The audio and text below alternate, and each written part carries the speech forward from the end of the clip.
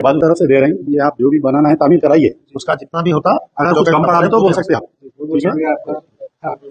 आप कुरान को लाके अपने जो भी आपके मजहब के हिसाब से अच्छे से रखो, और एक इंसानियत पे ये धब्बा है, मंदिर हो, मस्जिद हो, गुरुद्वारा हो या चर्च हो, एक दूसरे के धर्म से और भगवान सब ऊपर वाला एक है, तो जो भी हुआ वो बहुत बुरा हुआ, उसकी तो भरपाई नहीं हो सकती, लेकिन जो भी गया, आज रमजान का पहला दिन है, पहला चांद की रात है, तो आज से शुरुआत अपन जमना तहजीब से करेंगे। और मैं तहे दिल से ये बोलता हूँ कि पुरानी बातों को भूल के आप अच्छे से लाइए, रखिए, और अपने दिल में से गिला शिकवा निकाल के सब अच्छे से आज से अपन नई जिंदगी नया काम चालू करें, ऐसा कुरान पर दिया। और ये पूरी हुआ, आप उसको ठीक करा, जो भी कम पड़े फिर आप फोन करिए, मैं से बना। अस्सलाम वालेकुम, मैं अमजदुल्लाह खान, स्पोर्ट्समैन एमबीटी। फिलहाल मैं जो हूँ जामे मस्जिद जलालपुर, जो भुवनगिरी डिस्ट्रिक्ट में आता है। जैसा कि आप लोगों को मालूम है कि आज से कुछ दिन पहले ये जामा मस्जिद को कुछ शरपसंद अनासिर जो है इस पे हमला किए थे, और बाहर का लॉक तोड़ दिए थे, बाथरूम के दरवाजे, पूरे फैंस वगैरह को और खिड़कियों को तोड़ दिए थे। तो मैं यहाँ पर आया था, तो मेरा वीडियो देखे थे, ये मेरे बड़े भाई है राजेंद्र अग्रवाल साहब, आप जो है मैनेजिंग डायरेक्टर रमा कंडक्टर्स के मैनेजिंग डायरेक्टर है, हालांकि बहुत मसरूफ रहते, लेकिन उसके बावजूद जो है मेरा वीडियो देखे थे, देख के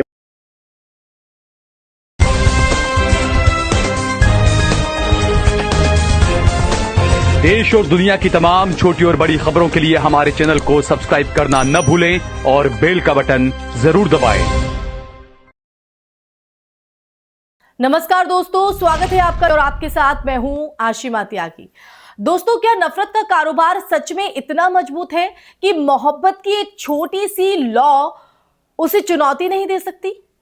या फिर सच्चाई यह है कि जब भी नफरत अपने चरम पर पहुंचती है, समाज के भीतर से ही मोहब्बत की एक आवाज उठती है, जो शोर से नहीं बल्कि कर्म से जवाब देती है।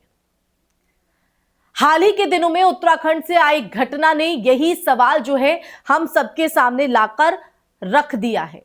खबरों के मुताबिक कुछ असामाजिक तत्वों ने एक मस्जिद को नुकसान पहुंचाया, और ऐसी जो घटनाएं हैं अक्सर तनाव को बढ़ाती है दोस्तों, राजनीति को गर्माती है और सोशल मीडिया पर जहरीली बहसों को जो है जन्म देती है।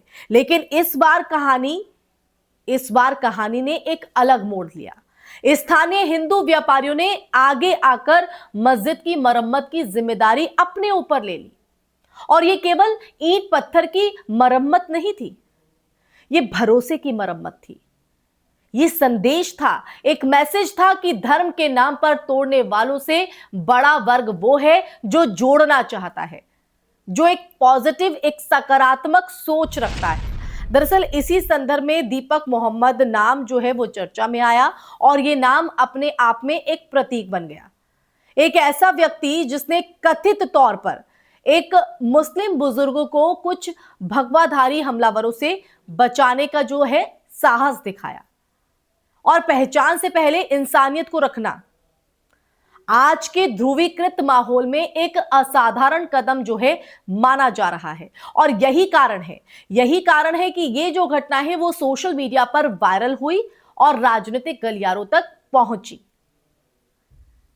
कांग्रेस नेता राहुल गांधी ने दीपक से मुलाकात की, और यह मुलाकात केवल एक व्यक्ति से मिलने भर की घटना नहीं थी, इसे प्रतीकात्मक राजनीति के रूप में भी देखा गया। राहुल गांधी की अगर हम बात करें तो राहुल गांधी पिछले कुछ सालों से नफरत के बाजार में मोहब्बत की दुकान जैसे नारों के साथ अपनी राजनीतिक लाइन जो है तैयार करते रहे हैं, और ऐसे में दीपक जैसे व्यक्ति से मिलना उनके उस नैरेटिव को मजबूती देता है जिसमें वो सामाजिक सौहार्द को कहीं ना कहीं अपनी राजनीति का केंद्रीय विषय बताते हैं।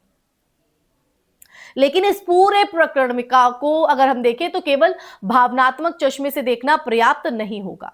हमें यह भी समझना होगा कि भारत जैसे विविधतापूर्ण समाज में सांप्रदायिक तनाव की जो घटनाएं हैं वो नई नहीं है। उत्तराखंड, उत्तर प्रदेश, दिल्ली, महाराष्ट्र, लगभग हर राज्य में आप देखिए समय समय पर जो धार्मिक तनाव है उस तनाव की घटनाएं सामने आती रही हैं। सवाल अब यह है कि क्या हर बार समाज का जो बड़ा वर्ग है वो आगे आकर मरम्मत और मेल मिलाप का जिम्मा उठाता है? अगर हां, तो फिर सार्वजनिक विमर्श में केवल टकराव ही क्यों दिखता है? लखनऊ का जिक्र भी इसी संदर्भ में अहम है दोस्तों। लखनऊ जिंदाबाद, मोहब्बत जिंदाबाद जैसे नारे केवल भावनात्मक उद्घोष नहीं है। लखनऊ की गंगा जमुनी तहजीब का इतिहास हमें यह बताता है कि सांस्कृतिक सह अस्तित्व पर इस शहर की पहचान रहा है। नवाबी दौर से लेकर आधुनिक राजनीति तक ये शहर जो है वो कई बार सांप्रदायिक तनाव का गवाह बना, लेकिन हर बार सामाजिक ताने बाने ने खुद को पुनर्स्थापित किया। और इसलिए जब ऐसी घटनाओं के बाद स्थानीय लोग खुद मरम्मत की पहल करते हैं तो ये उसी ऐतिहासिक परंपरा की निरंतरता लगती है। दूसरी तरफ यह भी सच है कि सोशल मीडिया के दौर में हर घटना तुरंत राजनीतिक रंग ले लेती है। एक वर्ग इसे सच्चा सनातन बनाम कट्टरता के फ्रेम में कहीं ना कहीं रखता है और दूसरा वर्ग इसे राजनीतिक स्टंट कहकर खारिज करता है।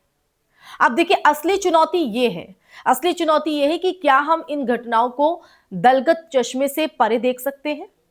क्या हम ये स्वीकार कर सकते हैं कि समाज में समानांतर रूप से दो धाराएं चल रही हैं, एक जो विभाजन से लाभ उठाती हैं और दूसरी जो सह अस्तित्व को बचाए रखने की कोशिश करती हैं?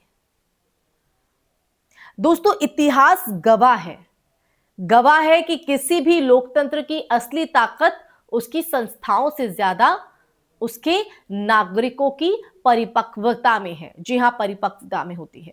जब स्थानीय हिंदू व्यापारी मस्जिद की मरम्मत की जिम्मेदारी लेते हैं या जब एक व्यक्ति भीड़ के खिलाफ खड़ा होकर किसी बुजुर्ग की रक्षा करता है, तो ये राज्य के औपचारिक शक्ति नहीं बल्कि समाज की नैतिक शक्ति का प्रदर्शन होता है। और ऐसे उदाहरण अगर हम बात करें तो ये संकेत देते हैं कि जमीनी स्तर पर लोग धार्मिक पहचान से पहले इंसानी रिश्तों को जो है महत्व देने के लिए तैयार हैं। फिर भी सावधानी जरूरी है। किसी एक सकारात्मक घटना को व्यापक सामाजिक परिवर्तन का अंतिम प्रमाण मान लेना जल्दबाजी होगी। दोस्तों, भारत में सांप्रदायिक सद्भाव को बनाए रखने के लिए केवल प्रतीकात्मक मुलाकातों या फिर वायरल वीडियोस की अगर हम बात करें तो वो पर्याप्त नहीं है, वो काफी नहीं होगी। इसके लिए शिक्षा, स्थानीय संवाद, निष्पक्ष प्रशासनिक कार्रवाई और इसके अलावा राजनीतिक जिम्मेदारी, इन सब की जरूरत होती है और है भी जरूरत। लेकिन यह भी कहीं ना कहीं उतना ही सत्य है कि उम्मीद का हर छोटा उदाहरण एक सामाजिक पूंजी बनाता है। जब कोई दीपक जलता है तो अंधेरा तुरंत खत्म नहीं होता है, पर दिशा जरूर दिखती है। और शायद यही इस पूरे प्रसंग का सबसे बड़ा संदेश है। नफरत चाहे जितनी भी मुखर क्यों ना हो, समाज के भीतर मोहब्बत की जो संभावनाएं हैं वो उतनी ही गहरी है। तुम कितनी नफरत फैलाओगे अगर हर घर से मोहब्बत निकलने लगे तो इतिहास की धारा आखिर किस दिशा में बहेगी? इसी सवाल के साथ मैं इस चर्चा में यही विराम लगाऊंगी। दोस्तों, ये चर्चा आपको कैसी लगी कमेंट सेक्शन में कमेंट करके जरूर बताइएगा। फिर हाजिर होंगी ऐसी ही चर्चा लेकर। तब तक के लिए अपना ख्याल रखिए। जय हिंद, जय भारत, नमस्कार।